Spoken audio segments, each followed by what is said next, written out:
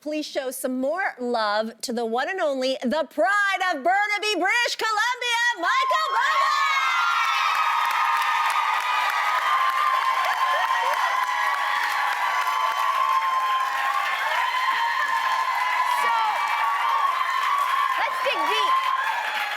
This is the time where you're in the hot seat. We get to dig deep just about you, okay? So we had heard rumors at some point in the year, Michael Bublé retiring from music, and then obviously put to rest because you're here, you're with us, you've got a new album. And then you said that this new album was born out of, quote, beautiful drunk pizza eating. We would like to know what that means exactly. Well, obviously we know that our family went through a tough time, and as we started to come out of it and things started to get as normal as possible under the circumstances, I missed my friends and I missed making music, and so I invited my bandmates over to my house in Vancouver, and we just drank and ate pizza and played video games, and we started to jam, and I think I had just forgotten, maybe in a moment, how much I missed it, how much I loved it, and a lot of this record came that day, and it just came very organically and naturally, and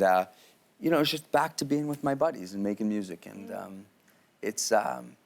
it was a joy. You know, going back in the studio with David Foster and my co-writers and the musicians. It was every day. I didn't want anything else but joy. The truth is that you know, there's so much negative stuff that happens in life, and to everybody, to all of us, and we get to choose what we want to let in and what we want to put out.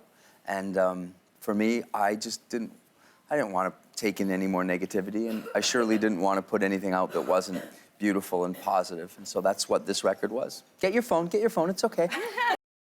This is going to sound very strange to you guys, but I feel like this is the biggest chance that I'm going to have in my country to tell people. So I took my family yesterday to watch Ralph Breaks the Internet, and this has nothing to do with what I'm about to say. Great movie, by the way.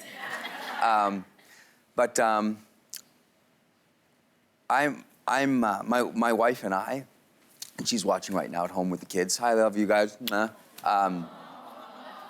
You know, I can't really, well, can I just tell the camera? That's okay? Yeah. Which is the camera? My camera. There? Right down the middle. Hi, Canada. Hi, guys. I can never fully explain to you in words how much your love and your support means to me and my family. We are and have been overwhelmed, completely overwhelmed with what you've given to us as a family. And yesterday in the theater, we were emotionally in the middle of Ralph Breaks the Internet, because I know that you're there for me and that you have come out for me, and that I was excited to be able to come here to really tell you how much I love you and how proud I am to be one of you. And I don't care about the record. Buy it, don't buy it. But I love you. And when it came down to real life and real love and compassion and empathy, you killed us. You showed us who you are. So I love you. Thank you. That right there is why Canada loves you, Michael Bublé. That right there. Kills me. You're amazing. Oh, you guys are amazing. You were just awarded a huge honor. The Hollywood Walk of Fame. Your star is now on it. And you gave a really moving speech, much like the one you just gave. You're good at that, Michael. Let's take a look. I struggled with this today. And I think everyone in this business probably struggles with not mixing up who you are with what you do, and trying to separate your ego from your spirit, because they are two very different things. How do you do that? How do you separate ego from spirit and just stay the way you are, even when fame comes fast and furious? You guys know you're in the same light that I'm in.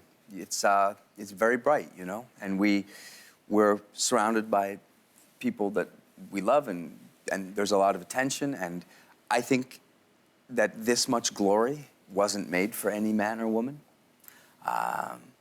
And so I think for me, I pray, I meditate, and sometimes when I get to a point where I start to lose the line of allowing my false self or my ego to get over, to take over, I'll just ask literally, I'll sit with my kids and say, hey, you know what, pray for me, tell me, talk to me, Poppy's scared, Poppy's nervous, Poppy's insecure, Poppy's, I'm worried about what people think about me and I don't want to, so, hey, help me. And I think it empowers them and it gives me a chance to just get things straight in my mind. Listen, I don't want to speak for you, but I know you're in the same situation I'm in, and I know you have your own struggles, I'm sure, every day, and I'm sure that you have your own, times where you try to keep it straight.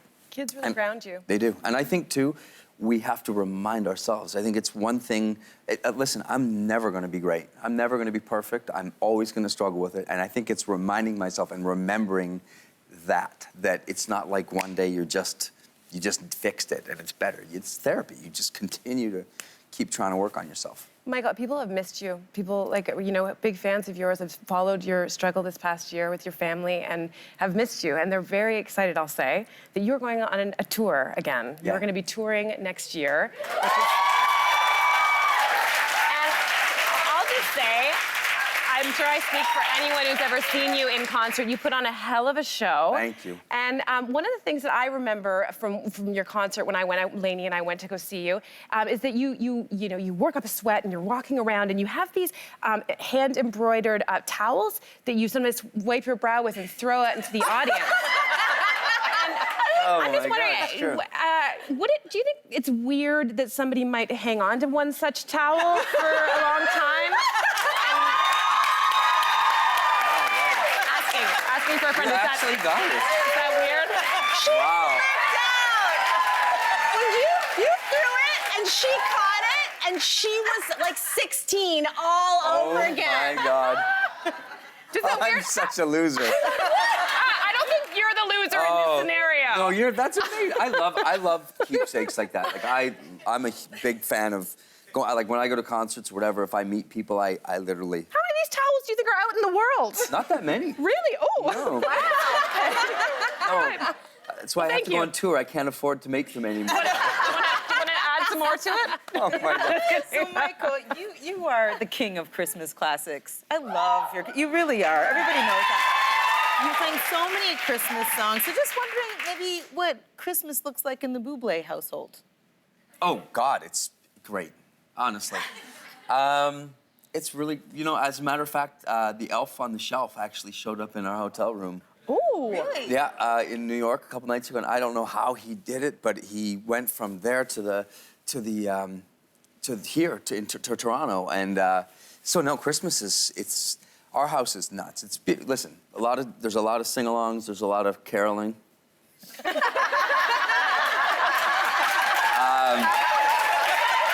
No, there's a lot of love. I mean, my sisters have beautiful kids, and my little sister Crystal is pregnant with, so we're really excited about that. So there's just a lot of beautiful things happening in the house, and the kids love it. I mean, we have my neighbors come over, and my best friend Karsten and his kids, and my best friend Steve comes, and the kids all dance, and we drink, and we eat too much, and my relatives from Argentina come. Can you tell I like Christmas? Yes. So. Well, listen, Michael, we see why this country absolutely adores you. Anytime you're in these parts, please come back again. We've absolutely adored having you. Thank you.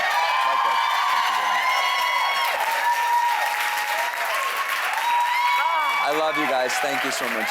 And speaking of love, the album called Love is available right now. Make sure you grab a copy. And for all of Michael's Canadian tour dates, head to thesocial.ca. We'll be back.